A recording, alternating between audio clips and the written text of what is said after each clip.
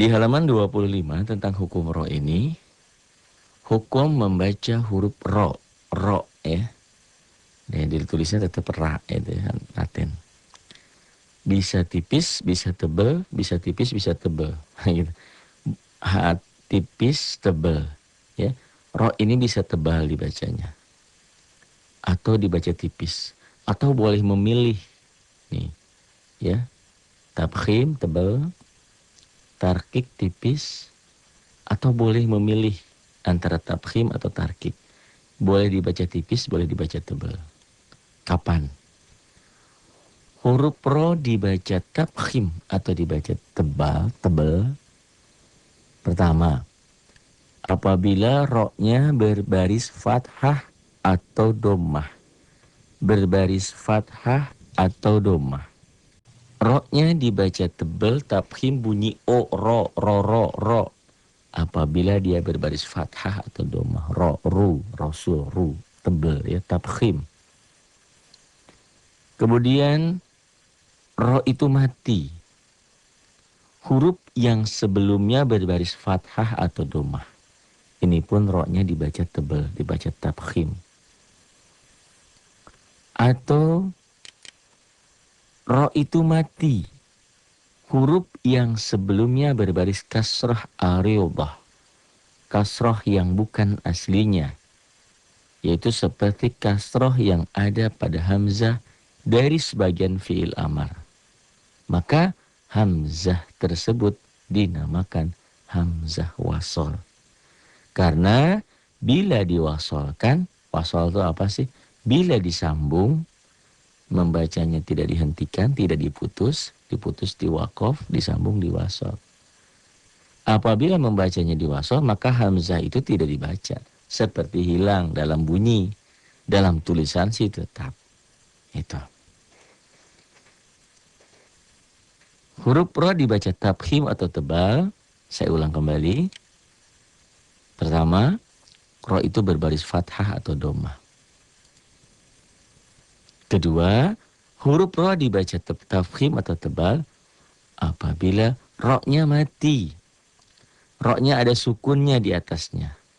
Tapi huruf yang sebelumnya berbaris fathah atau dhammah.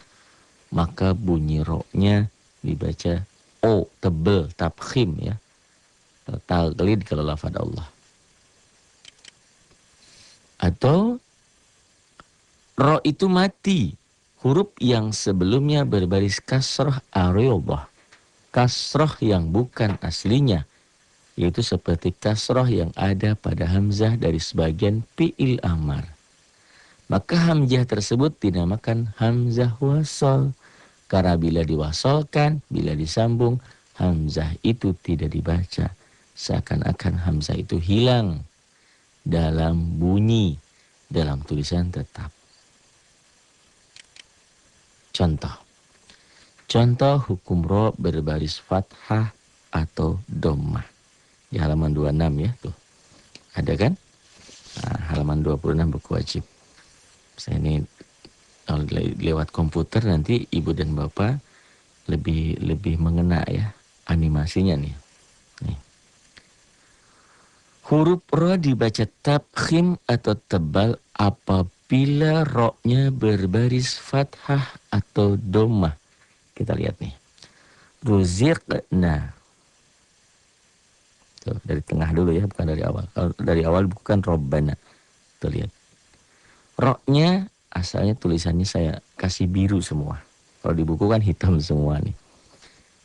Ruziqna. Coba perhatikan ro-nya nih. Ro-nya tak merahin. Ibu kasih spidol aja, kasih pewarna ya.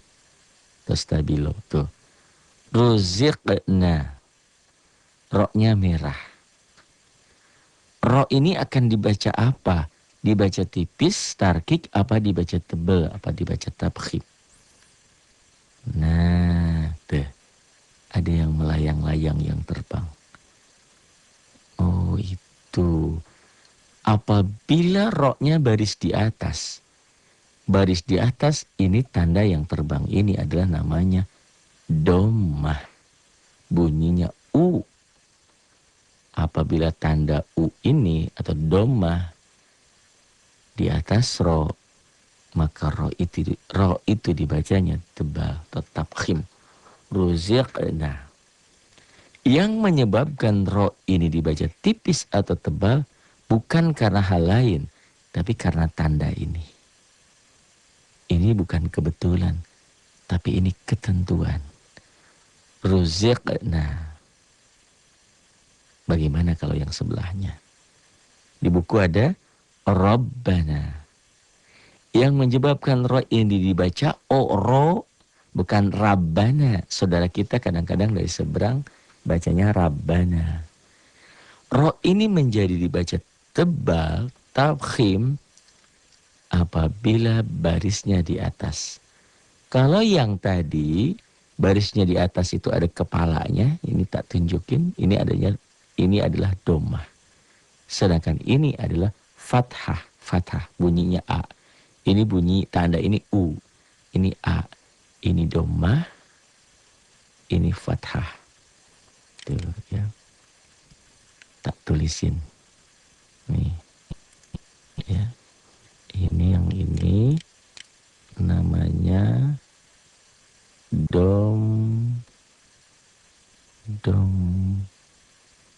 domah. Tapi M-nya 2 ya. Domah.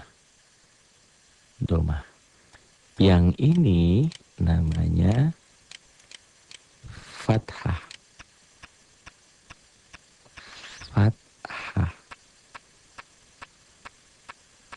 Gitu. Fathah. Kalau fathah ini ada 2, disebut fathah tain. Kalau domah ini 2, domah tain. Fathah tain, domah tain, kasroh tain. Ini di bawah ini, yang ini namanya kasroh.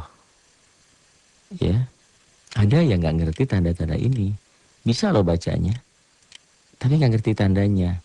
Itu tadi, karena kita mau belajar langsung jadi, nggak mau dari awal.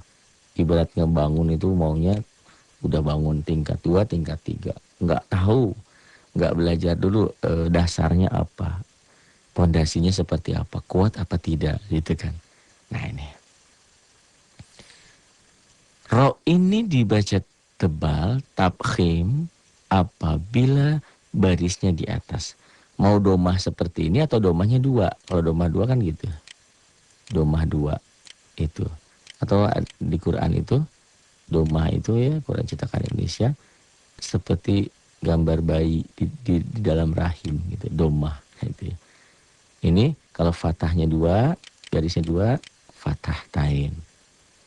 Pokoknya kalau roknya barisnya di atas, maka bunyinya dibacanya tebel tabkhim. Yang ada yang terbang. Ini ya. Penyebab ro tipis atau tebal bukan hal lain tapi tanda ini. Tuh ya, ada yang terbang kan? Ini namanya domah. Domah. Ini fathah. Fathah. Kalau domah ini 2, maka disebut domah tain. Kalau ini 2, fathah tain. Sama nih ya, kejawab kan? Nih kalau fathahnya 2, khobaron. Khobaro jika dihentikan madiwan. Ini garisnya 2. Kalau garisnya 1 kan tadi fathah saja. Ini fathah tain. Pakai tain itu. Ya, nih. Ini tak tulisin ya. Sini. Biasanya memang pakai mouse nggak begitu bagus ya. Bukan pakai tulisan. Fathah. Tuh. Fathah. Karena 2, maka jadi tain. Bukan tain. Tain ya Bu En. Fathah tain. Ini N ya. Ini tulisan pakai mouse agak susah. Kalau yang ini namanya ya, ini domah. Gofurun. Nah itu ya. Domah. Karena 2 jadi tain, domah, tain. Nah, ro ini dibaca tebal, karena barisnya di atas. Tuh. Ya. Jadi ro itu bisa dibaca tebal apabila ro itu sendiri berbaris di atas. Tandanya di atas. Khobaro. Jika dihentikan. Kalau diteruskan khobaron. Bisa khobaron, bisa khobaroi. Tergantung setelah tanwin nanti bertemu huruf apa. Tuh. Nih. Ro-nya merah. Nah. Tandanya domahnya juga merah.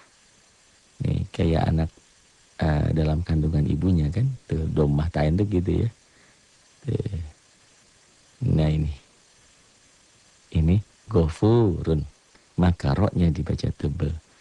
Bisa disimpulkan yang awal pembahasan kita. Ro itu dibaca tebal jika ro-nya berbaris di atas. Khobaron, gofurun, khobaro, gofuro itu. Tentu menjadi patah. Patah menjadi khobaron, menjadi gofurun nanti ada ketentuannya. Kenapa khobaron? Karena tidak kemasukan alif lam. Kalau kemasukan alif lam jadi al-khobaro. Gofurun al-gofuru gitu ya. Ada ketentuannya. Ciri isim itu kan kemasukan alif lam. Kalau ada alif lam di awal, tidak boleh ada tanwin di ujungnya. Nih, kalau di sini ada alif lamnya. Al-gofuru misalnya. Karena tidak ada alif lamnya, maka ciri isim. Isim itu kaben, kata benda. Nah, jadi adanya tanwin. Nah ini. Nanti aja itu Maya. Itu gambaran. Nih. Khobaron. Gofurun. Nah, atau ro-nya tidak bertanda. Ro-nya tidak ada baris fathah, tidak ada kasroh, tidak ada domah, tapi disukunkan, didiamkan gitu. Kita dibilang ro-nya ada tanda matinya, ada tanda sukunnya nih. Ya. Halaman 26 nomor B. Tuh, ro-nya ada sukunnya. Ro-nya tak merahin. Tuh. Nah, ro-nya mati. Tetapi ro itu akan menjadi tipis atau tebal tergantung sebelum ro mati itu barisnya di mana. Nah ini sama seperti bahasan kita tentang lafad Allah. Lafad Allah itu dibaca taglid, dibaca tebal apabila sebelum lafad Allah baris di atas. Kalau nggak fathah domah. Begitu juga lafad Allah dibaca tipis apabila sebelum lafad Allah baris di bawah. Baris di bawah berarti kasroh. Nah, hukum lafad Allah ini berlaku seperti hukum lafad ro. Ya, bukan lafad, ini huruf ya. Kalau tadi lafad karena gabungan dari huruf-huruf. Kalau ini huruf ro juga sama seperti lafad Allah.